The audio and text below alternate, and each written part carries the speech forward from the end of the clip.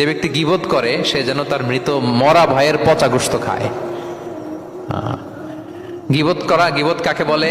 রাসূল সাল্লাল্লাহু আলাইহি ওয়াসাল্লাম বলেন গীবত হচ্ছে যিকরুকা আখাকা বিমা ইয়াকরাহু, তোমার ভাইয়ের অনুপস্থিতিতে তোমার ভাই সম্পর্কে এমন কিছু বলা যেটা শুনলে সে অপছন্দ করে, এমন কিছু বলা যেটা শোনা সে পছন্দ করে না। তো এক সাহাবী বলেন, ইয়া রাসূলুল্লাহ আফারাআইতা ইন কানা ফি মা আকুল, হে আল্লাহর রাসূল, আমার ভাইয়ের মধ্যে যদি আসলেই সেই সমস্যাটা থাকে তাইলেও কি গীবত হবে? রাসূল সাল্লাল্লাহু আলাইহি ওয়াসাল্লাম বললেন, আরে তাইলেই তো গীবত হবে। ওই দোষ যদি থাকে, ওটা তার অনুপস্থিতি যদি বলে বেড়াও তাইলেই তো গীবত হবে। আর ওই দোষ যদি না থাকে তাহলে তো অপবাদ হবে, এটা তো আরো বড় গুনাহ, ওটা তো বহতান। তাহলে এই গীবা ইংরেজিতে বলে ব্যাক বাইটিং, ইংরেজিতে কি বলে? এই ব্যাক বাইটিং, চগলখড়ি বা পরনিন্দা আরবিতে বলে গীবাত। এই গীবত আমরা করব না। কারো কিছু বলা থাকলে আপনি তাকে সরাসরি নাসিহাত করুন। আর দিন ওয়ান নাসিহা, দিন হচ্ছে উপদেশ দেয়া, শুভ কামনা করা, তার প্রতি শুভ কামনা করে আপনি